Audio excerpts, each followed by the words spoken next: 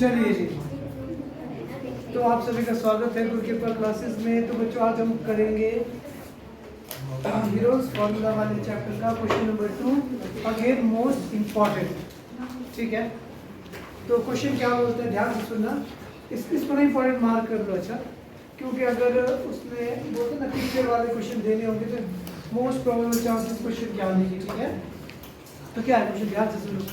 The triangular side walls of a flyover have been used for advertisement. ठीक है, the sides of a walls are 122 meter, 22 meter and 120 meter. The advertisement yields an earning of 5,000 per meter square per year. ठीक है, a company hired one of its hall for 3 months. How much rent did he pay? ठीक है, तो क्या बोलता है ध्यान से सुनो। ये बोलता है कि हमारे पास में एक फ्लाईओवर है कुछ इस तरीके से। ठीक है, तो ये बोलता है कि भाई वहां पे ना इस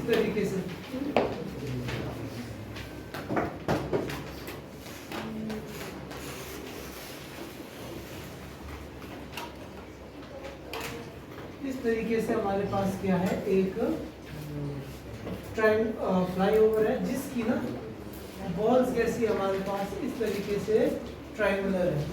ठीक है, अब ये बोलता है कि मैंने क्या करना है, इस वॉल को ना एडवर्टाइजमेंट के लिए देना है, मतलब इस पे हिंदी में बोलते ना विज्ञापन के लिए इसको देना है।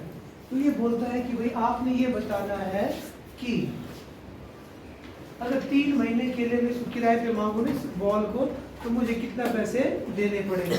ठीक है, ये पूछा है इस क्वेश्चन में क्या पूछा है इसने, 3 महीने के लिए अगर मैं इसको किराए पे लूँ इस दीवार को, तो मुझे कितने पैसे देने पड़ेंगे। ठीक है जी, अब दिया क्या है इसने बोला कि ये वॉल जो हमारे पास हो सकता है कि मान के चलते ये क्या है 120 मीटर लंबी है, इसकी हाइट ये मान के चलता हूँ मैं, इसको माना मैंने 22 मीटर, या चलो इसको माना मैंने 120 मीटर और इसको माना मैंने 20 मीटर। ठीक है, 120 और 22। ठीक है जी, इस तरीके से। और इसके बाद इसमें हमें दी क्या है, इसने बोला the advertisement is an earning of 5,000 पर मीटर स्क्वायर पर ईयर। ये बोलता है 1 मीटर स्क्वायर जो वॉल है ना, मान के चलते हैं 1 मीटर स्क्वायर वॉल हुई इतनी। ठीक है, तो ये बोलता है कि इस वॉल मतलब इतने से छोटे से साइज से ना उसको साल में कितने पैसे बनते हैं, 5,000 रुपये बनते हैं उसको 1 मीटर 1x1 साइज से। ठीक है, तो पूछ रहा है कि पूरी वॉल को अगर मैं किराए पे दूं 3 महीने के लिए, तो मुझे मतलब कितना पे करना पड़ेगा। अगर आपको ये पता लग जाए कि पूरी जो वॉल है हमारे पास, ठीक है जी, उसको साल के लिए कितना किराया, मतलब साल का किराया कितना है उसका अगर पता लग जाए, और उसके बाद उसको अगर मैं 12 से डिवाइड करूंगा तो मुझे पता लग जाएगा कि 1 महीने में कितना किराया लगता है। क्या 3 महीने का मैं निकाल सकता हूँ? 1 महीने का किराया जो भी आएगा उसको मैं किससे मल्टीप्लाई कर दूंगा, 3 से। तो 1 साल का किराया निकालने के लिए मुझे सबसे पहले तो क्या पता होना चाहिए, इस वॉल का एरिया, वॉल कितनी लंबी है कितनी चौड़ी, मतलब इसका एरिया कितना है। आई बात समझ में? तो write down dimensions of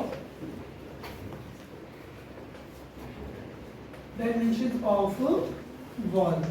dimensions of wall का मतलब कि इसमें जो ट्रायंगुलर साइड, इसकी साइड से क्या है उसको बोलते हैं।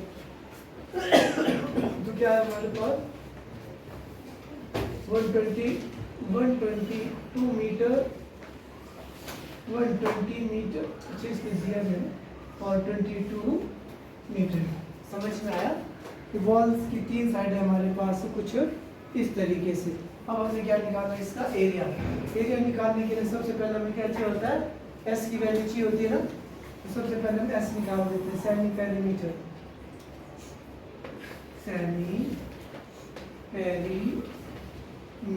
Of wall. तो सेमी पेरीमीटर का फॉर्मूला क्या होगा बच्चों, आप लोगों ने बोला पेरीमीटर किसके बराबर होता है, तीनों साइड्स का सम। तो सेमी का मतलब आधा डिवाइडेड बाई 2, तो कितना है हमारे पास 2 + 2 4, 4 + 2 6, कितना हो गया 2/2, तो कितना आ गया 132 मीटर। आई बात समझ में कि नहीं आई? 2 6 2 समझ में आया? तो सेमी पेरीमीटर कितना है बच्चों हमारे पास 132।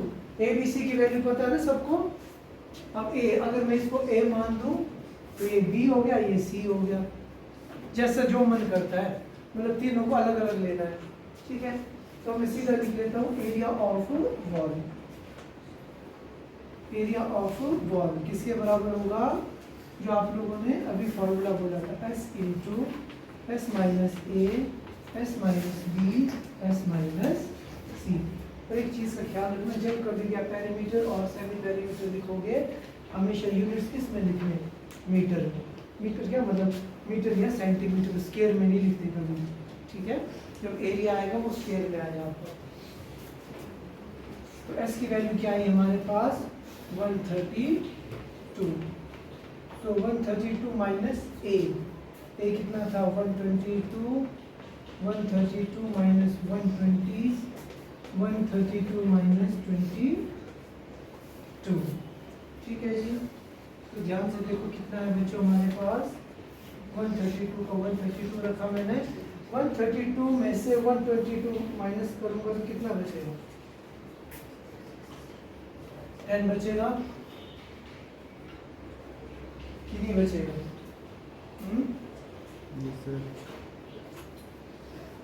नहीं, कितना बच गया हमारे पास 12 बच गया। और पहले कितना बचा हमारे पास? यहाँ पे आ गया 0, यहाँ पे 1 और आई बात समझ में? अब एक तरीका तो क्या है, इन सारे नंबर्स को आपस में मल्टीप्लाई कर दो और उसका स्क्वायर रूट निकालो। वो क्या हो जाएगा हमारे पास? बहुत ही लेंथी मेथड हो जाएगा। तो उस लेंथी मेथड से बचने के लिए हम लोग क्या करेंगे? हम लोगों की कोशिश रहेगी कि किसी तरीके से मैं क्या कर दूं, इसके प्राइम फैक्टर्स बना दूं। ठीक है, सो 132 टेबल आता है किसी को 11 का? 12 11 का कितना होता है? 12 11 का। अब या तो प्राइम फैक्टर्स आने चाहिए ना, या तो क्या आना चाहिए? टेबल आना चाहिए। नहीं, टेबल आएगी तो और आसान हो जाता है काम। तो मैंने इसको लिखा 12 11 जा 10 कैन बी रिटन एज 2 5 जा 10 है ना, 12। तो यहाँ पे क्या है मेरे पास 12 को मैंने 12 भी छोड़ा। ठीक है, आई बात समझ में? और 11 10 this can be written as this. आई बात समझ में? अब देखो जिसका पेयर बन रहा है उसको साथ में लिख दो। अब मैंने टेबल के हिसाब से किया। अगर टेबल नहीं आता तो क्या करना पड़ेगा आप लोगों को? सबसे पहले 132 का प्राइम फैक्टर निकालना पड़ेगा, उसके बाद 10 का 12 का और 11 10 का। ठीक है, देखो सेम क्या है मेरे पास? एक 12 इधर है मेरे पास, एक 12 इधर है। 12 को 12 के साथ लिख दिया, एक 11 इधर, एक 11 इधर, 11 और 11 आ गया। और यहाँ पे क्या देखो 5 2 10 इधर भी है, एक 10 इधर भी है। आई बात समझ में? पता लगा कि नहीं लगा? हो गया ना सर?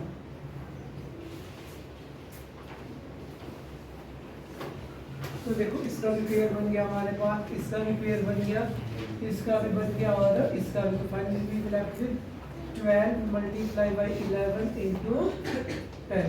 कितना आ गया 132 मीटर स्क्वायर। आई बात समझ में? जो वॉल थी हमारे पास ट्रायंगुलर वॉल, उसका एरिया कितना आ गया 132 मीटर स्क्वायर। आ गई बात समझ में? अब मेरे को पता है कि दीवार कितनी बड़ी है। जैसे अगर इसी को वॉल मान दूं ना मैं, तो मुझे पता है कि भाई मान के चलते छोटे छोटे टुकड़ों से मिलके बना हुआ है। ठीक है, मैंने बोला अगर इस ब्लैक बोर्ड का इतना जो पोर्शन है ना, ये 100 रुपए का यहाँ से लेके यहाँ तक का, पूरी वॉल कितने की होगी, कितनी होगी, जितने इसमें टुकड़े होंगे उसको मैं क्या करूँगा, इससे मल्टीप्लाई। आई बात समझ में, क्लियर है ना? ठीक है। सबसे पहले काम था कि मुझे पता होना चाहिए था कि भाई वॉल मेरी कितनी बड़ी है। अब मुझे पता लग गया मेरी वॉल कितनी बड़ी है ना। अब मैंने क्या करना, वॉल का पता लग गया। अब देखते हैं उसने दिया क्या था। उसने हमें दिया था कि पूरी की पूरी वॉल की बात। उसने बोला, ध्यान से सुनना, ही सेज अर्निंग, उसने दिया था earning of 1 metre square wall, 1 metre square wall for 12 month. यही मतलब 1 ईयर लिखा, 1 ईयर को मैंने 12 मंथ में लिख दिया, कोई फर्क नहीं पड़ेगा, नहीं पड़ेगा ना फर्क। तो अब 1 मीटर स्क्वायर वॉल से कितनी अर्निंग हो रही है, उसको 5000 रुपए कमा रहे जी वो, ठीक है। अगर पूरी की पूरी वॉल को 1 साल के लिए किराए पे देगा तो कितनी अर्निंग होगी उसकी, है? तो अर्निंग ऑफ कितना, 1320 metre square wall for 12 month. 12 महीने के लिए अगर पूरी की पूरी वॉल देगा तो कितनी अर्निंग होगी एक पे। कहने का मतलब ये हुआ कि भाई एक किताब है 5000 की, किताब पे मेरे को 5000 का फायदा हो रहा है, ठीक है जी। तो मान के चलते 10 किताबें, 10 किताबों में कितना कमाऊंगा मैं, 50,000। तो क्या करूँगा, 5000 मल्टीप्लाई बाई 10। अब यहाँ देखो 1 मीटर स्क्वायर वॉल पे कितना कमा रहा हूँ मैं, 5000। तो पूरी की पूरी बड़ी वॉल पे कितना कमाऊंगा मैं, 5000 multiply by 1320। So we will get, कितना मिलेगा जी, 1 2 3 4 0, 1 2 3 4 0 हुए, 5 दूनी 10, 13 पंजे 65 का 66। तो कितना हो गया जी ये, ठीक है। तो बच्चों हमारे पास क्या था, अर्निंग ऑफ। अब मैंने क्या कर दिया, पूरे साल के लिए मुझे इस वॉल से कितनी अर्निंग हो रही है, इतनी, ठीक है। अब क्वेश्चन ने पूछा है कि 3 महीने के लिए कितनी होगी, ठीक है जी। इसके लिए मुझे क्या करना पड़ेगा, सबसे पहले 1 महीने के लिए निकालना पड़ेगा अर्निंग कितनी हो रही है और उसको हम किससे मल्टीप्लाई कर देंगे, आपकी क्या बोलते हैं 3 से। सो तो अर्निंग ऑफ कितना, वॉल फॉर 1 मंथ, 1 महीने के लिए। 1 महीने के लिए कितना हो जाएगा, वो जो भी टोटल हमारी अर्निंग है, कितनी जीरो थे, 1 2 3 4 5, उसको हम डिवाइड कर देंगे किससे, 12 से। आई बात समझ में? तो 12 से डिवाइड करने पर मुझे मिल गया कि भाई 1 महीने पे कितनी अर्निंग है मेरी। आई बात समझ में? अब मैंने क्या कैलकुलेट करना है, अर्निंग ऑफ कितनी वॉल फॉर 3 मंथ, 3 महीने के लिए हमें क्या करनी है, इसकी अर्निंग को कैलकुलेट करना है। तो वो क्या होगा वाला, वो हो जाएगा हमारे पास जो भी टोटल अर्निंग थी 1 2 4 5, 12 से डिवाइड करने पे मुझे क्या मिला था, 1 मंथ का। 3 मंथ के लिए निकालना है तो क्या हो जाएगा, मल्टीप्लाई बाय 3। आई बात समझ में? तो मैं क्या करूँगा, 3 1 जा 3, 3 4 जा 12। अब हमारे पास जो फाइनल आंसर आएगा इस 4 से डिवाइड करने के, ठीक है। So final answer should be 4 1 जा 4, 4 1 जा 4, कितना बच गया हमारे पास, यहाँ पे बच गया 26। तो 6 4 जा 24, 24 मीन्स यहाँ पे बच गया 20, तो ये हो जाएगा 6 5 4 जा 20 हो गया। कितने जीरो बच गए, 1 2 3 4, 1 2 3 4, दैट इज योर आंसर। आई बात समझ में? तो इस चीज में आपको ख्याल रखना, इस पॉइंट में हमसे गड़बड़ हो जाती है कि भाई हमने क्या निकालते, सीधा डायरेक्ट स्क्वायर मंथ का निकालते और उसको 3 से डिवाइड कर वैसे नहीं करना। आपको सबसे पहले क्या करना, उसको पहले 1 मंथ के लिए निकालना और उसके बाद उसको 3 से क्या करना, मल्टीप्लाई करना, ठीक है। इंपॉर्टेंट क्वेश्चन है।